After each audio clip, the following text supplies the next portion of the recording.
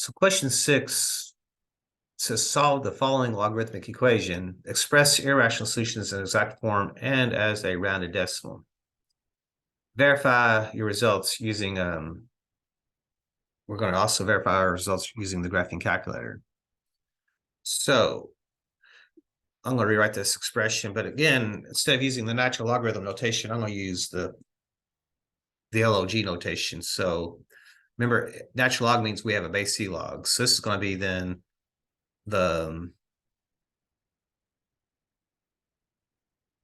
so we have the log of x base C plus the log of x plus 2 base C is equal to 4.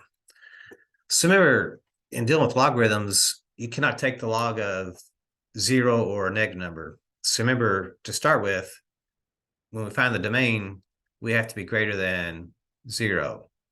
So whatever we're taking the log of has to be greater than 0. So since we're taking the log of x has to be greater than 0. And also we're taking the log of x plus 2. That means x plus 2 has to represent something greater than 0. So if I solve these, we got to be greater than 0 and we got to be greater than -2. So we got to make both conditions true. So from a graphing perspective, so we're going to have -2 is going to be left of 0.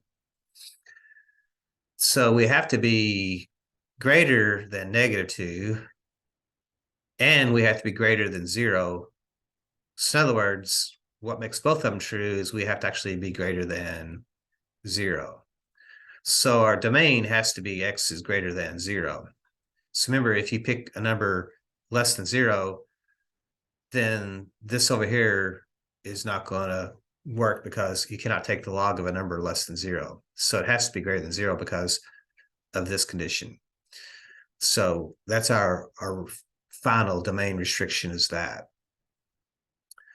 So as we move forward in our problem, I want to rewrite the left side as a single logarithm. So since we have a log plus a log, remember the property of a logarithm says we can rewrite that back as a single logarithm, but I have to use multiplication. So this becomes then the log of x times x plus 2 base C is equal to 4. So now I have a single logarithm. If it's a single logarithm, then our strategy is to rewrite the equation in exponential form. So remember, in exponential form, the e is the base, and the 4 is the exponent. So those go together. So that e to the 4th becomes one side of the equation. I like to keep my variable part on the left side of the equation, so that x times x plus 4 is going to become x times x plus 2 becomes my left side of the equation. Now, if this is set equal to 0, we'd be kind of home free, but since this is actually a number, it's going to be, remember, e is an irrational number. This is going to represent an irrational solution. So we're going to have x times then, we're going to multiply the x through the parentheses. That's going to be x squared plus 2x is equal to this e to the 4th. Since it's quadratic, the strategy is to set this equal to 0.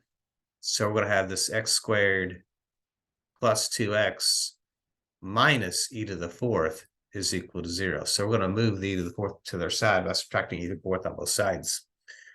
So what we have now is a quadratic equation. So if it's a quadratic equation, the quadratic formula is going to be x equals the opposite of b plus or minus the square root of b squared minus this 4ac all over 2 times a. So if I look at our problem, a is going to equal 1, b is going to equal 2, and c is going to equal this negative e to the 4th. So as we move forward, I got to take the opposite of b, so x is going to equal, the opposite of a 2 is going to be a -2, plus or minus, then you're going to take the square root of, and then that's going to be 2 squared here, minus, then you're going to have this 4 times a, which is 1, times c, which is this negative e to the fourth. So negative e to the fourth. And then this is going to be all over 2 times 1. Since a was 1, 2 times 1 is just going to be 2. So if I simplify inside the radical, because again, we want the exact answer. So we have negative 2 plus or minus the square root of, well, 2 squared is going to be 4. And since we need to leave this as an exact answer, I cannot change this e to the fourth to a decimal. But what I can do is multiply a negative and a negative and make that a positive. That's going to be a plus on the outside. And then 4 times 1 is 4. This would become then 4e to the fourth on the inside. And this is going to be all over 2. So again, this negative and this negative become a positive, and then 4e to the fourth. Now, what we can do inside the radical is we actually can factor this 4 out. They both have a common 4, so I can write this as negative 2 plus or minus the square root of, I have 4 times then, when I bring a 4 out, that's going to leave me a 1 there. Plus then, when I bring the 4 out there, that's going to leave me the e to the fourth. So if you multiply that back through, 4 times 1 is 4. 4 times e to the fourth is 4e to the fourth. And then this is going to be all over 2. So what we pick up on now is we can bring a 2. The square root of 4 is actually going to be a 2. So negative 2 plus or minus, this is going to become then 2 on the outside.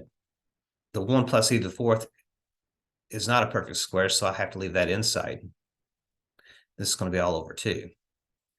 Notice that I can divide the negative 2 by 2, and I can divide this 2 by 2, which is going to leave me then negative 1 plus or minus the square root of 1 plus e to the fourth. So essentially we have 2 answers. We have this negative 1 plus the square root of 1 plus e to the fourth. And we have this negative 1 minus the square root of 1 plus e to the fourth. Well, since this starts out negative and you're subtracting, this is going to be a negative. So we already know this is going to actually drop out of the problem. That's going to be a negative number. And remember, we have to have a positive value. So the question is, does this represent a number greater than 0? So if I type in negative 1 plus the square root of 1 plus e to the fourth,